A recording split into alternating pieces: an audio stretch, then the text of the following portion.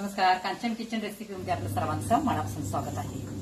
आज काय बनवायचं? आज आपण टोमॅटोची कोशिंबीर बनवूया. मस्त टेस्टी लागते. आता या ठिकाणी मी काही टोमॅटो घेतलेले आहेत. ते पाण्यामध्ये भिजत घातले होते 15-20 मिनिटं. म्हणजे त्याच्यावर काही माती वगैरे असेल तर ती निघून जाते. आता काय करायचं, हे टोमॅटो यातले बी काढून बारीक चिरून घ्यायचे. अशा पद्धतीनं असे बारीक चिरून घ्यायचे.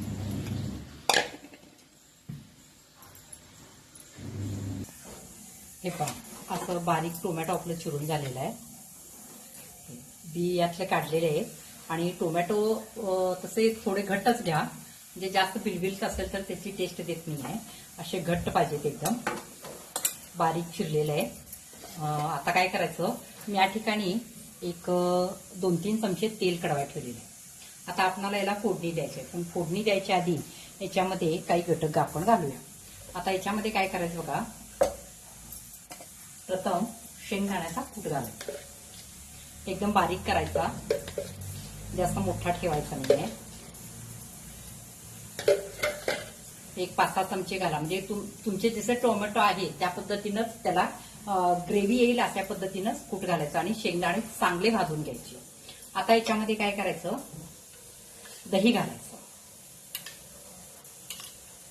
दही माझं मलईचं आहे, तुमच्याकडं जे आहे ते घालू शकता, फक्त आंबट नको आहे. जर आंबट दही असेल तर त्याच्यामध्ये थोडीशी दुधाची साय जर मिसळला तर ते चांगलं गोड लागतं. आता याच्यामध्ये दही घातलेलं आहे. दही घातल्यानंतर याच्यामध्ये हळद पूड घालायची.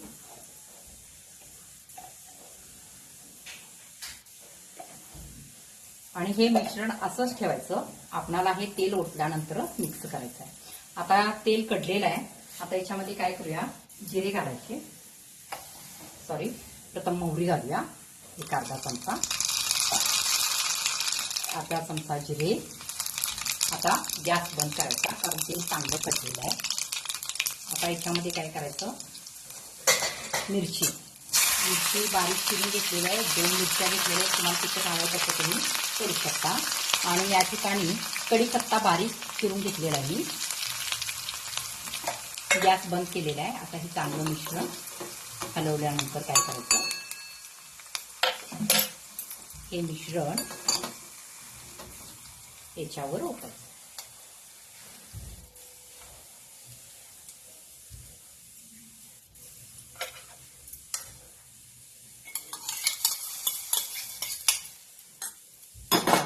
याच्यामध्ये साखर घालायची.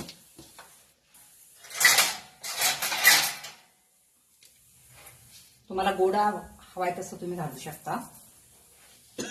मी 1.5 चमचा घातलेला आहे. आणि एक अर्धा चमचा मीठ तुमच्या आवडीनुसार तुम्ही घालू शकता. मिठाचं प्रमाण थोडंसं कमीच ठेवा. आता हे मिश्रण चांगलं हलवायचं. आणि याच्यामध्ये काय करायचं, आता बारीक चिरलेली कोथिंबीर घालायची. कोथिंबीर जास्त घातला तरी चालतं, खूप छान लागतं. मिश्रण चांगलं हलवून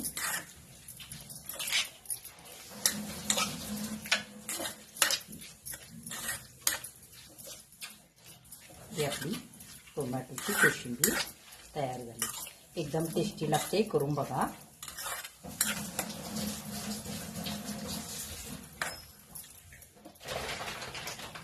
तुम्हाला जर माझा व्हिडिओ आवडला असेल तर लाईक करा, सबस्क्राईब करा, शेअर करा. धन्यवाद.